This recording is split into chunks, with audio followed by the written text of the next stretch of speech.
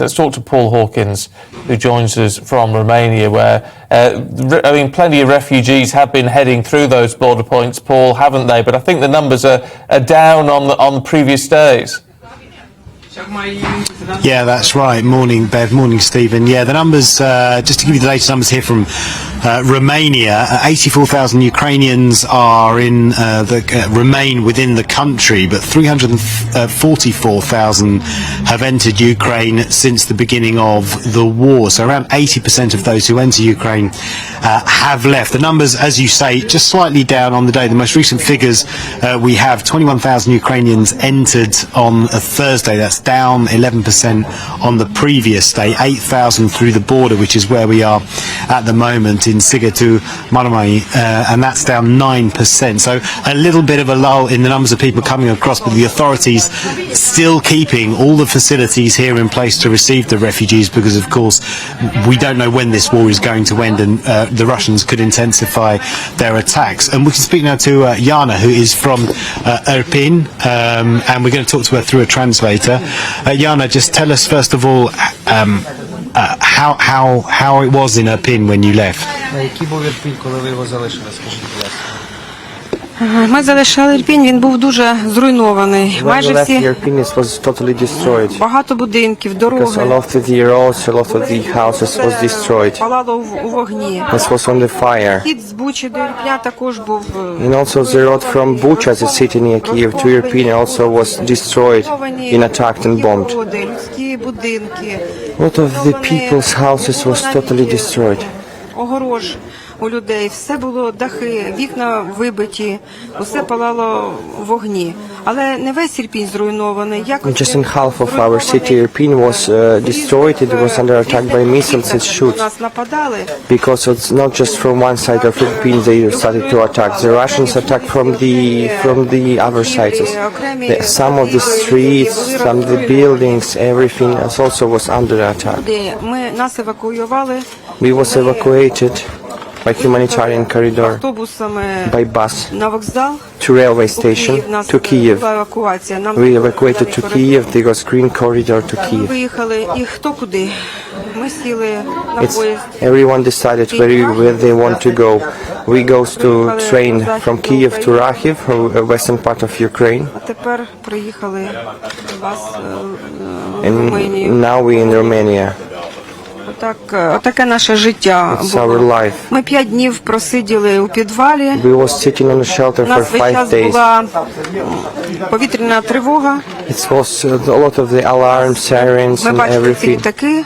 We saw their aircraft, and it was disturbing us from 5 days.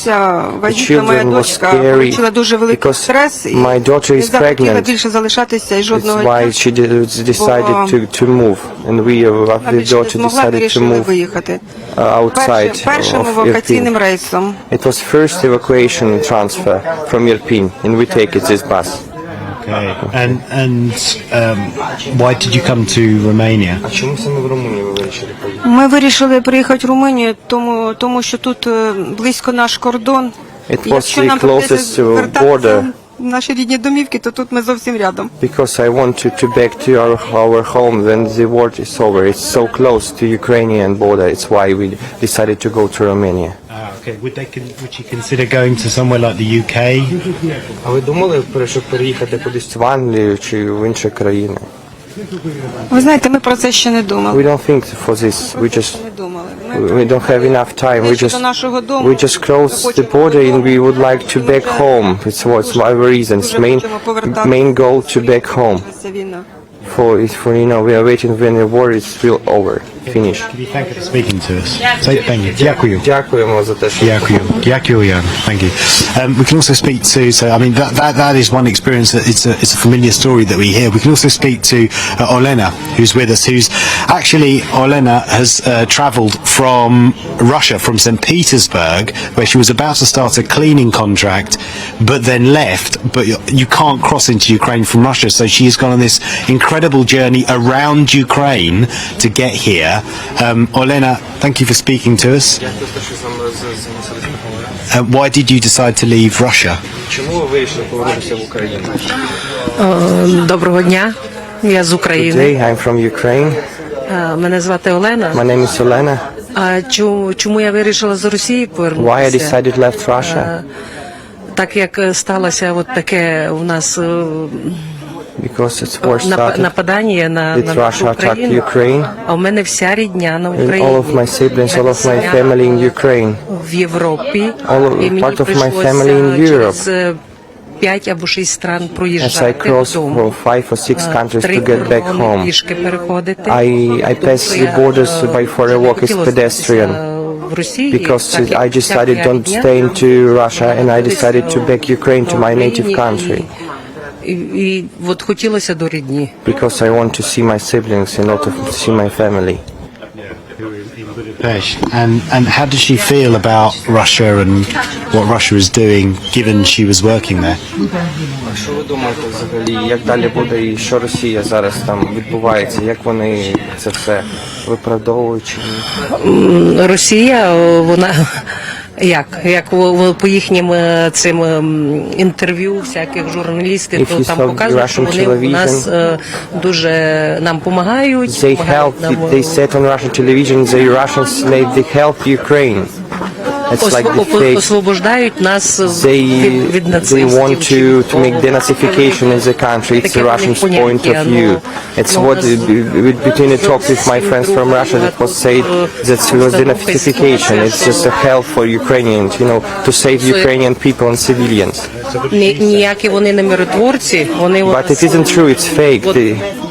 граблять, убивають дітей They kill Ukrainian children, the Ukrainian civilians. They destroy the country. Біженців дуже багато. It's a lot of refugees. Лічно у мене Even вдома 11 біженців. I host in my home from Dnipropetrovsk 11 refugees З дітьми, with daughters, with children, even with disabled persons. I host 11 refugees in my home in Solotrino. It's the other part of border, near Romanian border. But we hopefully this war will finish as soon as possible. And hopefully I'm praying for peace. I'm praying for peace on Ukraine. І я благаю, щоб закрили небо над Україною. Please, I ask, close the sky under Бо на the землі Ukraine. то легше відбивати ворога, як Yes, because on the ground it's easier, to fight against the enemy, against the Russians. Yeah, thank you, Dyaku, Olena, for speaking to us. And Stephen, Bev, we've heard it before, and it's a phrase we often hear when we speak to Ukrainians, close the sky. But as we heard from Joe Biden yesterday, he doesn't want to close the sky, as in they don't want to close the airspace because that would put them in confrontation with Russian aircraft, and Joe Biden says that would lead to World War III. But I don't even need to ask the question. Ukrainians say that for them World War III has already started. Okay, Paul, for now, thank you. Paul. Yeah, as soon as that was said, close the skies, I knew Paul was going to mention that because we do just get it all the time. And you can understand the frustration and the desperation. But, what would it lead to? Would it just make things worse for millions and millions and millions more people if we did that and Putin decided he was going to start pressing little red buttons, which he's threatened to do? Absolutely. Scary times. It is scary times.